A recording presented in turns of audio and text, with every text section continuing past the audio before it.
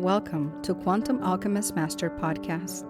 In this space, we share our journey in the awakening and integration process without judgment, building an all-inclusive community of awareness, love, support, and full acceptance.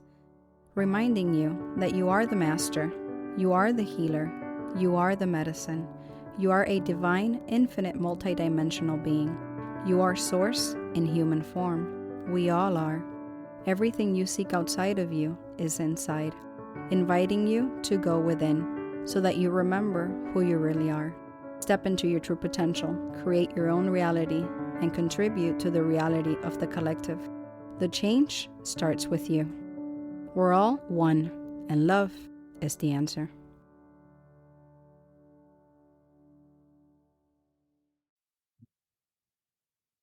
Hi, Dan. Welcome to Quantum Alchemist Master Podcast. It's a pleasure to have you here.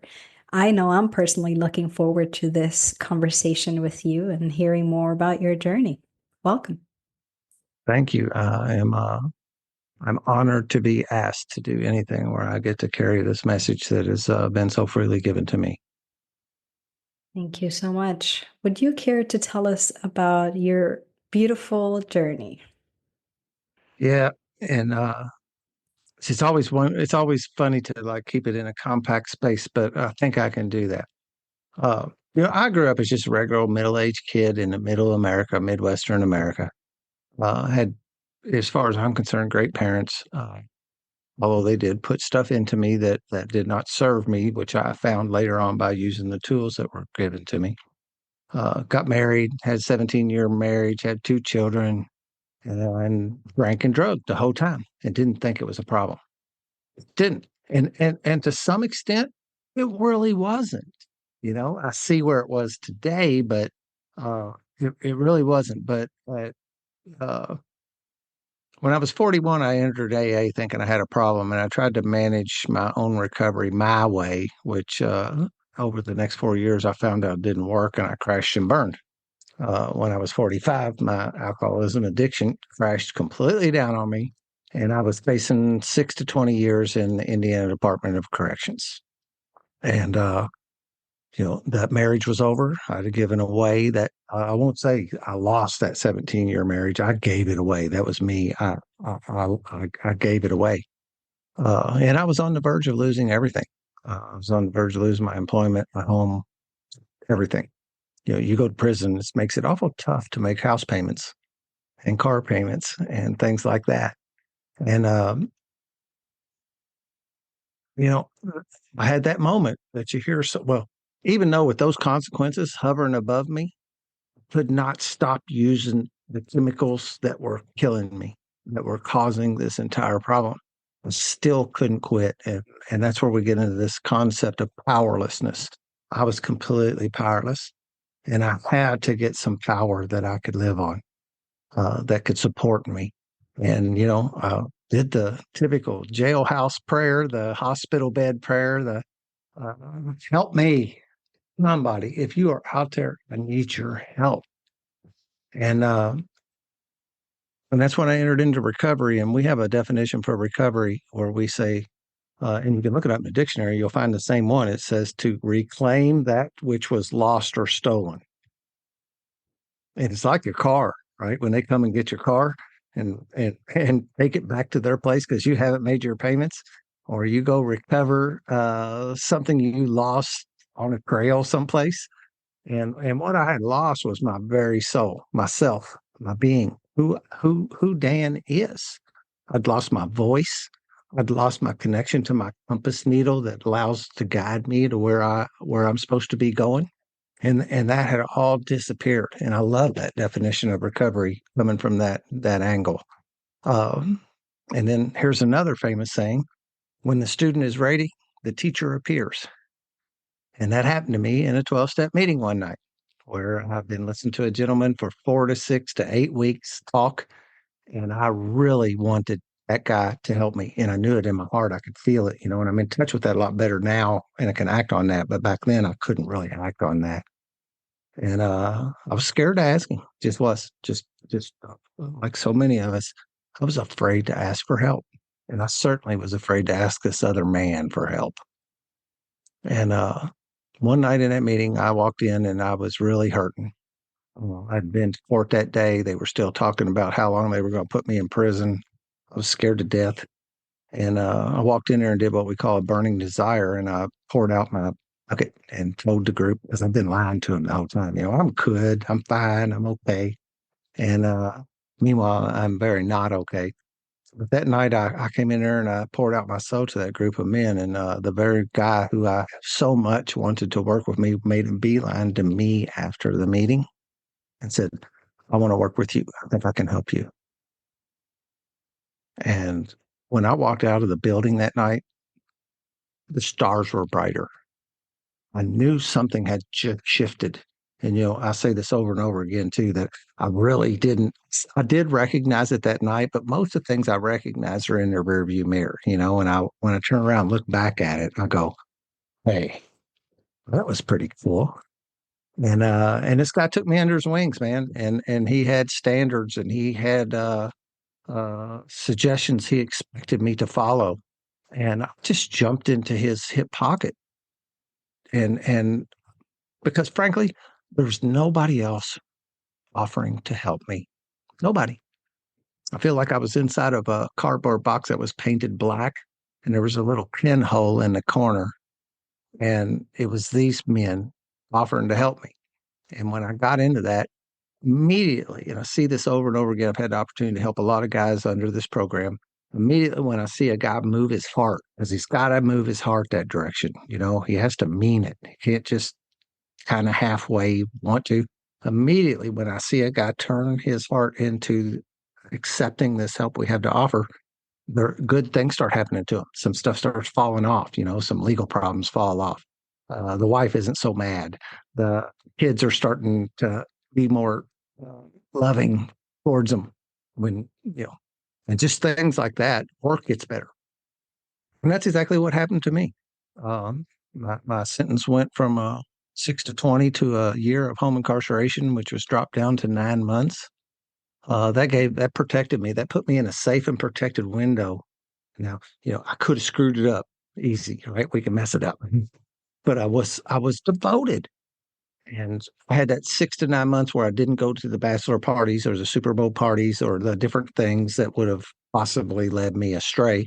And I walked the path, and I will credit the corrections community here with giving me the leeway to do the things I needed to do to achieve this state of recovery.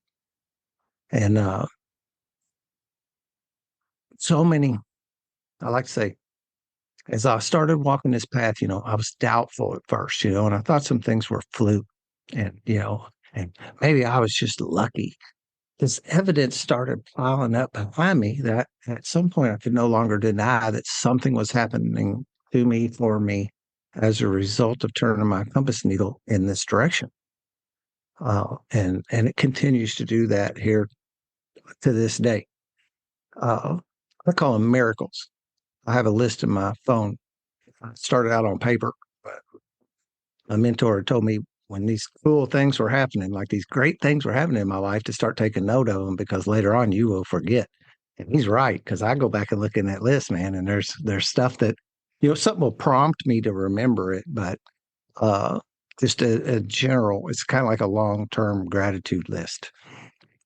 And the stuff like not having to go to prison and then them letting me off early. My mom had a fatal, what turned into being a terminal disease while I was on home incarceration, and they didn't give me any grief to do my best to help them. Mom would fall in the middle of the night, and I would leave the house and call them and leave the house and go do what I need to do, come back, call them back, and I'm back home again. And I never received any, grief over that. And I don't know that that's common in the corrections community, that they give you that much leeway. Uh, an angel walked into my life down there, a social worker who really was on my side. Again, when your students ready, teachers appear, and Janelle really did a lot for me to help me get where I am today.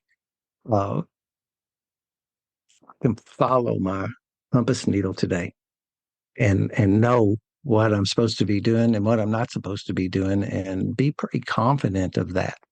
And it's all a result of this thing's called the 12 steps. I launched a podcast called the Spiritual Underground Podcast, where people tell the same stories as I'm talking. But more importantly, my my mentor, my sponsor, and I are convinced that the 12 steps are a way of life that people need. It's an avenue, you know. There's a lot of different modalities for healing, and we're all. I love that we're all a bunch of people doing good for the world, a force for good in the world, and have their things. But we've started up a deal where we are offering the 12 steps to anybody that wants it.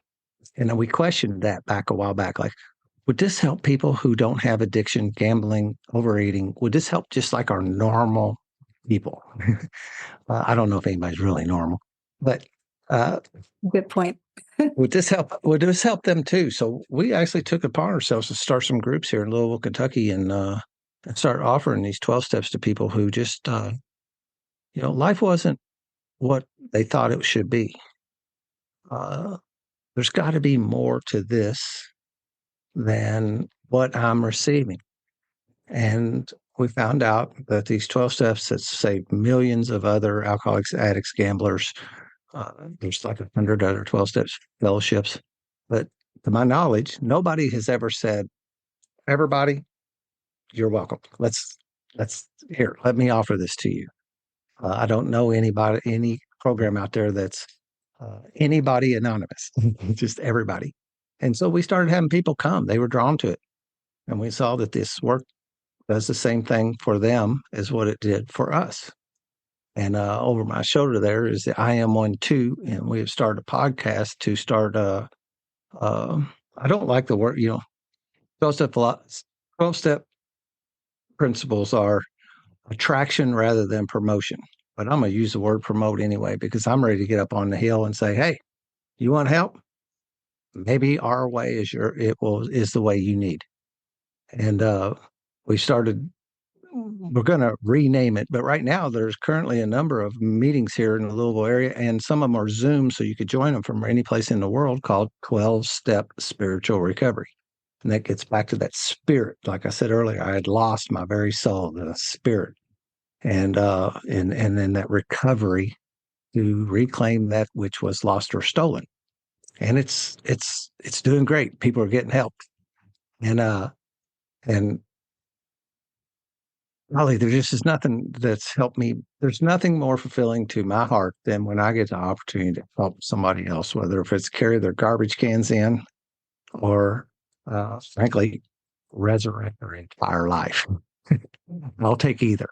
But that whole life thing is something else. After 28 years in corporate America, I am now self-employed and kind of have a handle on my own destiny. It's just another thing that came out of recovery that I would have had no idea I would have been. I thought I was stuck in that job for the rest of my life, and I'm not. I'm out having time to do things like this and running around. And it's interesting that I run around handyman a lot, and I see how that is this another service opportunity, even though some energy gets exchanged for my service.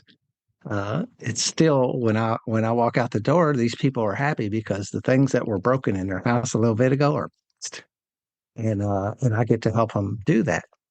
And I guess higher power, the universe, whatever, keeps on putting me in a position to help people as long as I land myself, there to be able to do that. Uh, it's my mission today. It is my mission to, and I joined a program for a little bit. I'm also it was offered me so many things to break free of that was holding me back. I'm a registered yoga teacher today. I'd have never thought that would have been the case. Very I get, cool. yeah, I get to do so many cool things. We made a mission statement in a men's group. It's called the Mankind Project, but ultimately it's just men helping men be better men. And it was really good. And I would still be in it today, except for I had a wonderful mentor in that department that's sat down and talked to me about where I was sharing my energy and maybe I was splitting it and it really wasn't I could give more of it here instead of splitting it apart. If I have 100% energy and I split it apart, probably each half is getting 30%, and the rest of the 40 is getting wasted. And he said, I think you need to continue to focus your time in recovery and maybe back out of here. But the one thing I still carry with me today is that mission statement they helped us create, encouraged us to create. And that's to create a world of healing recovery by guiding others towards their true purpose through the magic of the 12 steps. And it really is I don't know how it works. That's why I call it magic. I just see it work. It's the scientific approach, right? Do it, did it give that result? Do it. Did it give that result? Do it. Did it give that result? And after a while, you just go, yeah, hey, that's what this thing is doing. It's giving me, I got a prop. It's giving me Oh, a crystal ball. And that I is a like real that. lead crystal ball. I love it too. And it's symbolic to me that I see my path today. I'm no longer wandering around wondering what Dan is supposed to be doing. I have purpose. And, at the same time, the men I work with, I can see them today too. And I can prompt them to pick up their, their, uh, commitment, what we're doing here, because I've done the half measures thing in the past, and half measures didn't get me anything. And when I pour myself into this, then I get to live this life that I have today, and they see that in me and hear me say that. Last night, there's another little thing. I don't know how well it can be seen, but I make wooden tokens for all the guys in my group for their years It's of beautiful. recovery, and gave away 7 of those last night, and I made me one too. Let's see, I think I had it backwards. Uh, Yeah, I made me one too beautiful. because I'm worth it too. For a while, I would make it from them and not make me one. And there's power in making those for me too. Um, I didn't just, we say the I am 1 2 movement is recovery for all, for everybody. And again, nobody has a monopoly on how to do this. You have your tools. I meet other people that have their tools. And I really think that's what the world's supposed to be, because some people resonate with your tools, some people will resonate with mine, some will resonate with theirs. And we got all these great people out in the world trying to help people get um, in recovery. We call it happy, joyous, and free. And I can honestly testify that that's what it's done for me. And there's nothing I will not withdraw my. I'm gonna be standing up on that mountaintop, beating this drum for uh, for as long as I'm able. And I believe higher power wants me around for a while, so I will just keep on doing it. So we have that. My podcast is called the Spiritual Underground Podcast. You can find it everywhere. It's on YouTube, but most of it's audio only out on the podcast channels. This one we've been started up earlier this year, and you can see it. It's the letter I, kind of like iPad. It's I, the letter M, the number 1 2, and it goes for I am 1 2. I am one of you also. I am connected with you. It brings the group together. And it's the I am 1 2 podcast, and it's on YouTube and all the other audio only platforms. And we're having a blast doing both of them. I get high. This is how I get high today. That's beautiful. Thank you so much, Dan. And I know you've tried to pack this as much as possible. And we're trying to, if you guys haven't noticed yet, we're trying to change a little bit of the format that we use for our podcast. So if you do start to see shorter episodes, that is why. We will be sending out kind of a more in-depth part 2 of this conversation in our newsletter. So if you get a chance, sign up to our newsletter and you'll receive the second part of this conversation. Dan, for those that are listening, how can they reach you? Is there anything else that you want to share before we move to that part 2? I don't know how I ended up with so many email addresses. I have a bunch of ways to get a hold of me, but probably the one that's more closely involved or involved with this is that I am 1 2 also I am one too, also at gmail.com. And if you, this sounds a little arrogant, but if you would Google Dan Reeves, I got a feeling you'd find me. All Uh, right, that's pretty good. I've got a little bit of a presence around, so but that'd be probably the low hanging fruit on how to get a hold of me.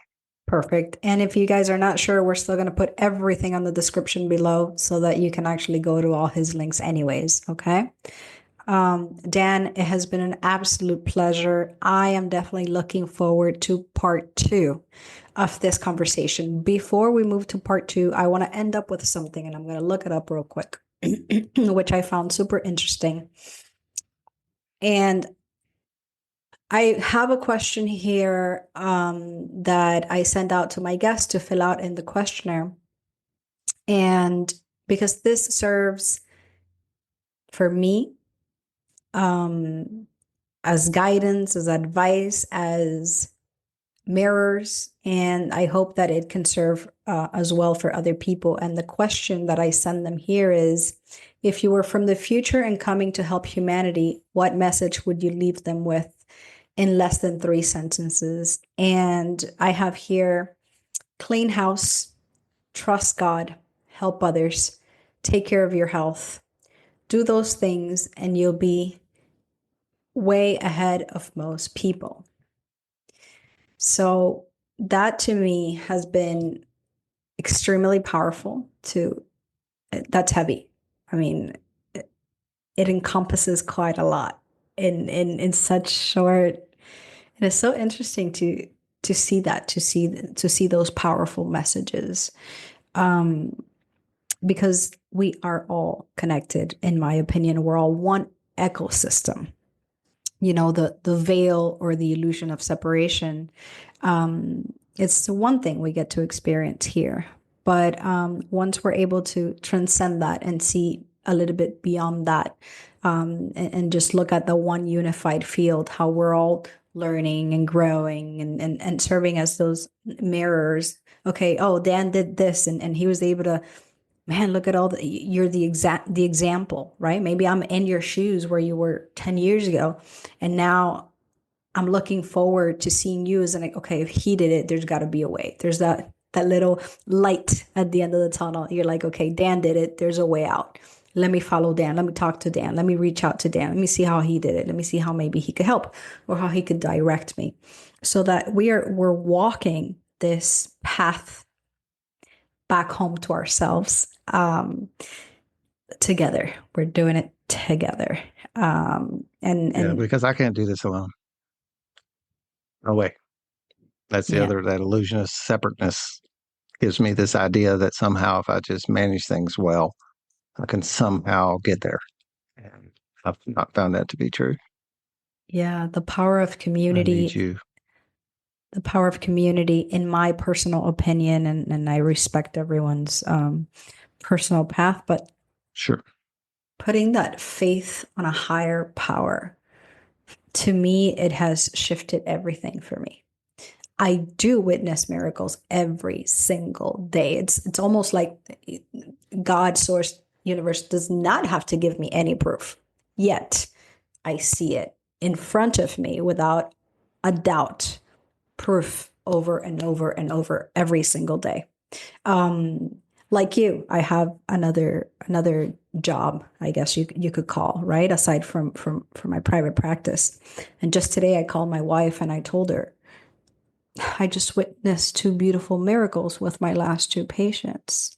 And I could see why God has me where he has me at the moment, and why I have not moved to maybe my timeline, or what I consider to be, right, my own my own dreams or goals, and my own wanting to do it my way, right, without trusting this divine higher purpose, higher plan kind of thing.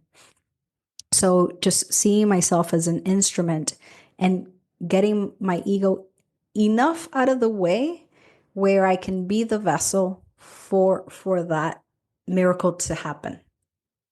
Right? It's very interesting how now I have a conversation and I bring a lot of awareness, like, okay, let me see what word, what suggestion, what thing, what, I see how all these synchronicities are flowing through me.